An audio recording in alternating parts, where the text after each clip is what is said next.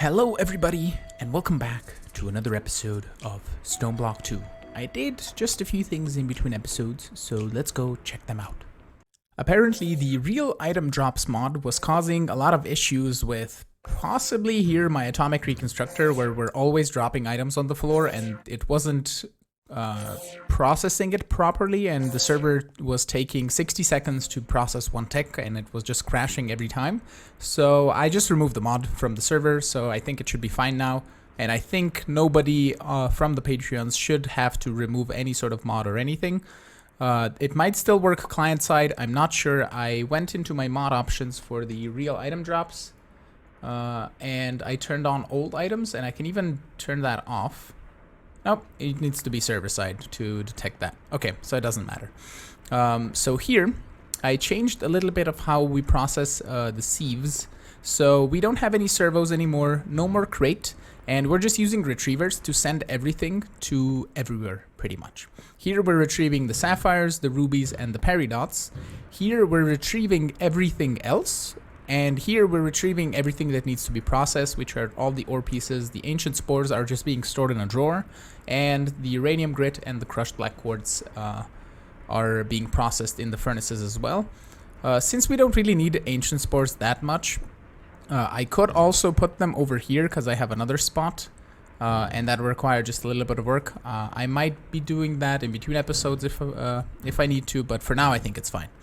So today I want to tackle the advanced inscriber and possibly some more stuff with the crystal growth chamber and automating a little bit of the AE part of the base, pretty much.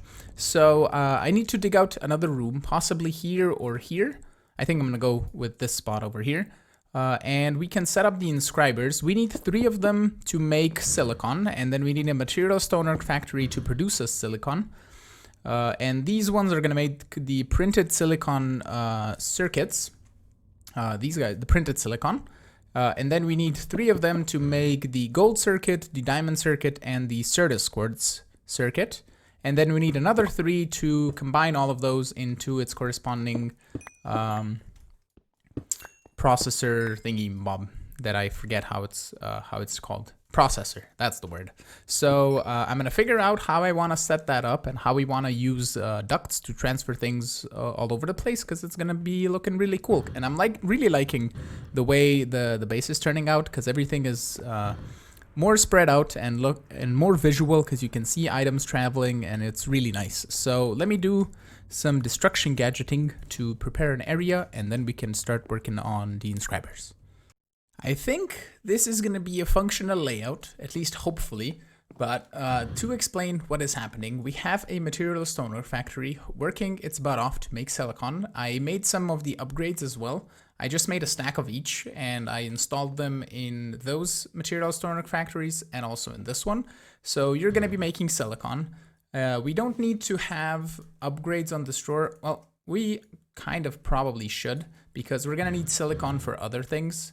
I think it's used for making like armor plating, electric lights, crafters, simple crafter, photovoltaic, composite, remote awareness upgrades. Anything else really?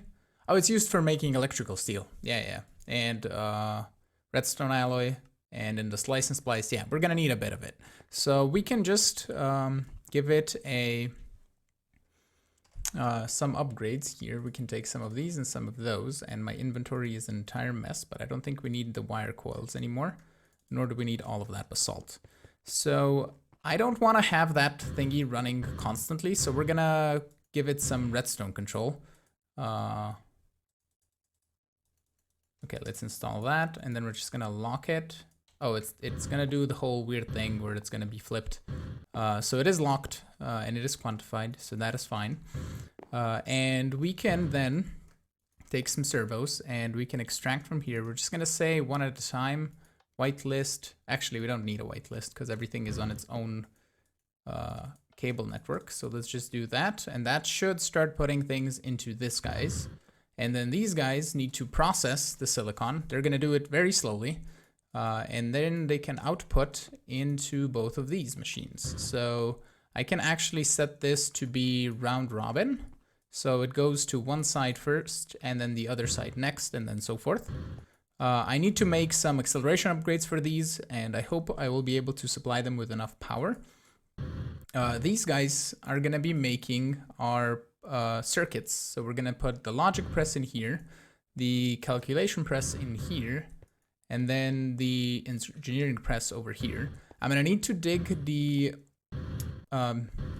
under bits, the basement of this, because I'm going to need some export buses exporting the corresponding items in here, and I'm gonna just lock and quantify these drawers, and then we can go grab the items that we need.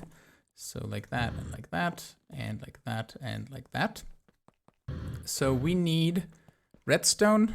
No, redstone is gonna be exported directly into these. I didn't really set up anywhere a way to get it extracted. I could have had redstone drawers over here, but then I don't know where I would put my posts to hold all of the power. I mean, it could probably still connect to the back over there. Can we do that? I have wire coils still. I have pretty much everything hooked up. The power up top wasn't transferring, and the Inscriber only used up a little bit of power that it had left, and then it stopped working. So I decided to wire it down from the bottom, and I have everything connected, even P2P tunnels. I have one set. And I figured out why the whole thing was blinking. I had some quartz fiber that was trying to just transfer power directly into the advanced describer, and I had a quartz fiber on top of the advanced describer, and that was messing the entire thing up, and it was blinking. So I decided to put the quartz fiber here and then transfer just power to 3 of the inscribers here, and the middle one takes it from here with this quartz fiber, and then we're taking... Why are we now on 0 channels? What did disconnect? Hello? You're unlinked. Why are you unlinked? This, that. Will you link now, please? It says unlinked. Do you need power? No, you should have power on this side as well. That shouldn't be an issue. This just worked. Oh yeah, right. Maybe if we do that, or just maybe that. That should give it 8 channels, right? Yep, there we go. 3 out of 8. Is this gonna make the whole blinky thing? No, this works fine. 8 out of 32 channels, that's fine. So we have 3 exporters underneath each one of these, and we're gonna set the export to be gold, pure Certus quartz, which we don't have yet, and diamonds here. So that should export 1 stack of the corresponding item. I don't know why it is not doing it right now. It should be connected, right? 1 out of something channels, export bus, exporting gold. Well, we'll see if it sorts itself out once we start extracting stuff, but we can now add servos here, and we're gonna reduce you to 1 item per thing, and like that, and whoops, like that. So you should start processing. Yep, there we go. Are you exporting? I don't think it is. Don't know why that's not doing its thing. We have everything. Oh, right. I'm like, this is the only thing that it sees, is this network, which isn't connected to this network. So it doesn't see anything from these drawers because they're not hooked up to the same ME controller. And we're going to sort that out in a moment. But that should extract into here. And then we can extract out of this one, again, with 1. And with 1. And 1. Like so. And we'll see if we need to increase the speed once we get acceleration cards in here. But that should start producing this. Then over here, we have also a couple export buses for redstone. So let me just grab 1 bit of here so we can set this up. And we're going to do the other side as well. Like that. Okay. And then the redstone, we're going to extract here on round robin. We can do 1 at a time as well. and that should just go into both slots. That has a servo, so it can't accept items anyway. So round robin, there we go. So that should produce a couple of sets of these, which we can then just extract one at a time, like that, and one more here, like that. Awesome. So that is really cool. We also have storage buses on each one of these drawers.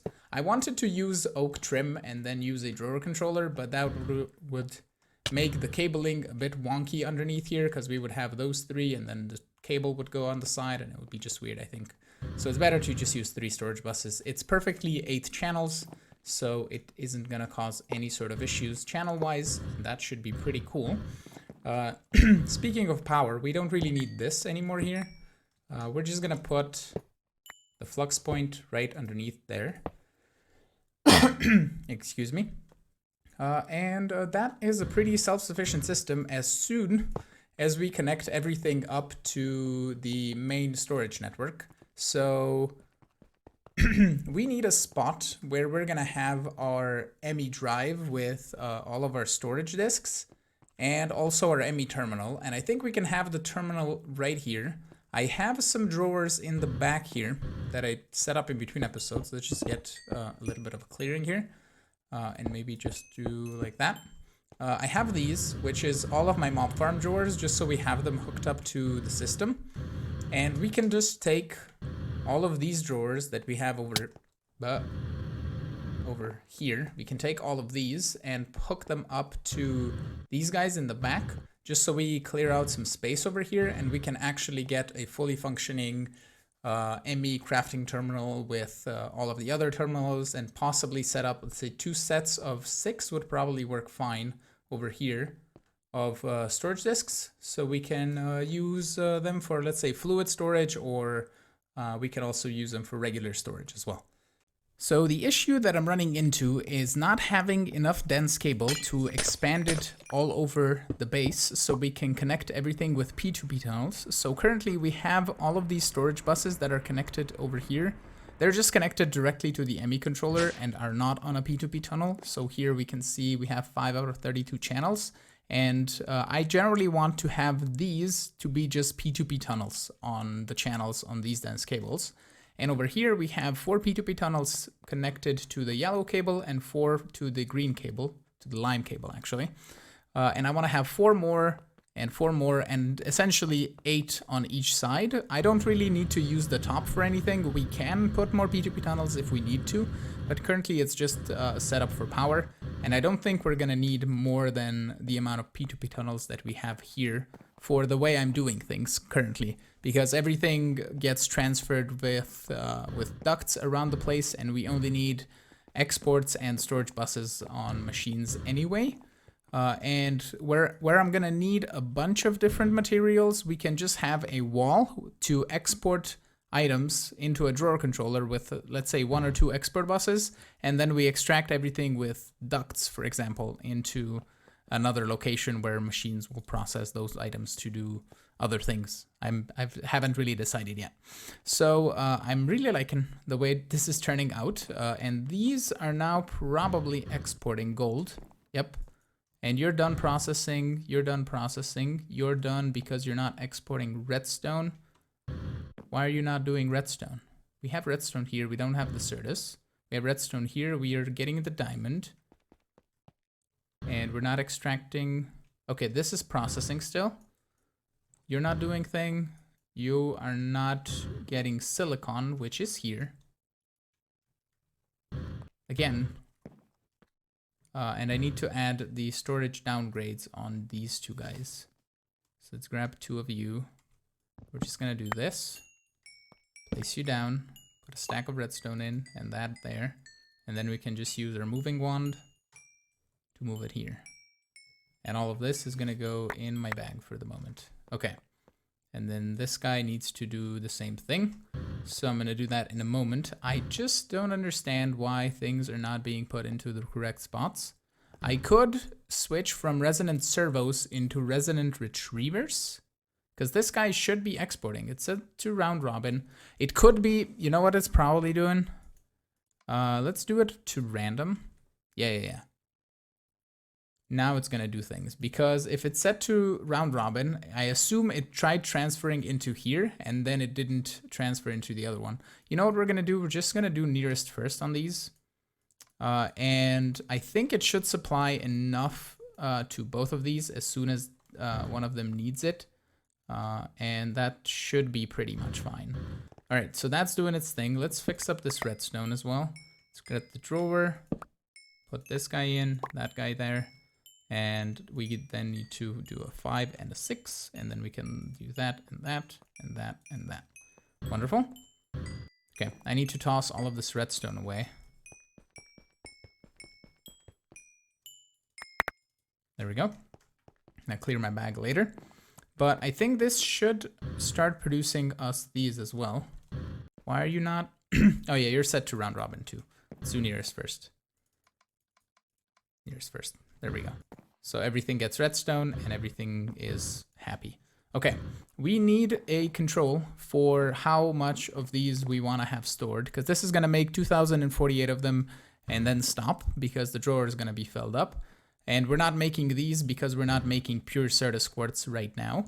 So to do redstone control, we can just... I want to try one thing. Hold on. So what we're going to try is set this guy to redstone high. We're going to connect this to that. And then if we put a lever here, whoops, that works. Okay, sweet. So what we can do down here is, I mean, the easiest probably solution would be to just have a level emitter down there, but we have this on 8 channels, so I'd rather just use phantom faces. Can we even make more phantom faces? Oh, we do have more. Nice. So we'll grab 3. We're gonna grab inventory checkers, 3 of those, and then the interfaces I have on me.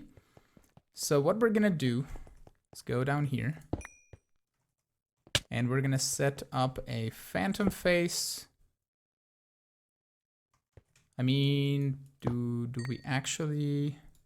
Yeah, we're gonna use the interface, even though it's just gonna be 1 block over. Okay, so here we're gonna have phantom face interface. Actually, we're gonna put them on the floor just because the middle one is gonna be complicated to set up because the drawer's there and the cable's running everywhere. So let's just put the phantom face here and here and there. Nope. Here. Okay. Then we're gonna do inventory checkers on all of these and just rotate them the right way. There we go. And then we're gonna do basic redstone interfaces like so. And I need to grab one of each of the circuits. So one of these, and one of those. And we can set up this guy to be engineered processor slot, I think 1. Let's just test. So we're gonna grab our phantom face connector, and we can do the other way around, this to that. And we're gonna grab another thing here. Hello, Redstone. There we go. It's detecting slot 1, and slot 0 wouldn't detect anything, right? Yeah. Okay. Cool. So slot 1, I'm gonna say amount 3,000, 2,000 should be fine. Of these, slot 1. So if when it hits 2,000, it's gonna emit a signal, and we can say this guy to be active, low, or ignored. So we would need to invert the signal. Let me see if there's a block that allows me to just invert a signal without having to use redstone torches.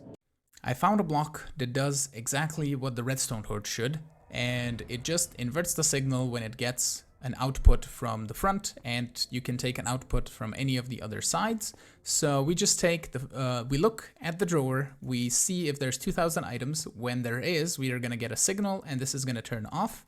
And this guy is connected to the top to the servo, so it starts extracting as soon as we are underneath 2000 of the engineering processors. And that is probably going to cut into my diamond supply a little bit, because I don't know how many we have.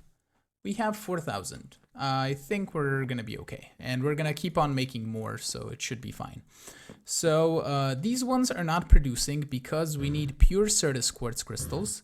And to automate those, we can just use an enrichment chamber to grow just regular Certus quartz. We toss that in the enrichment chamber and we get pure Certus quartz crystals. So that's really cool because there's no need to crush it and combine it with sand to make the Certus quartz seeds, which is really nice. So we need two enrichment chambers, one to make the pure Certus and one to make the pure Fluix crystals, if we actually really need them, because the only use for those is to make the ME controller. And since we're going to use just this big of an ME controller, we don't need to make any more of those. And the nether quartz crystals, these guys I don't think we really need, and this requires the seed. Okay, and the pure nether quartz is just used as regular nether quartz, and I think we don't really need it. So an enrichment chamber for the growth of pure Certus quartz. Then we need to crush down Fluix, create Fluix, crush it down, and also crush down regular Certus quartz to get Certus quartz dust, because that is also in a lot of the recipes for applied energistics. So those are 4 machines that I need to set up.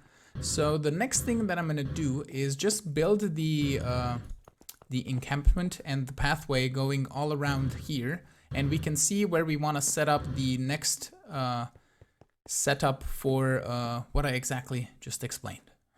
I currently don't have time to do another setup for what I just explained in the last clip.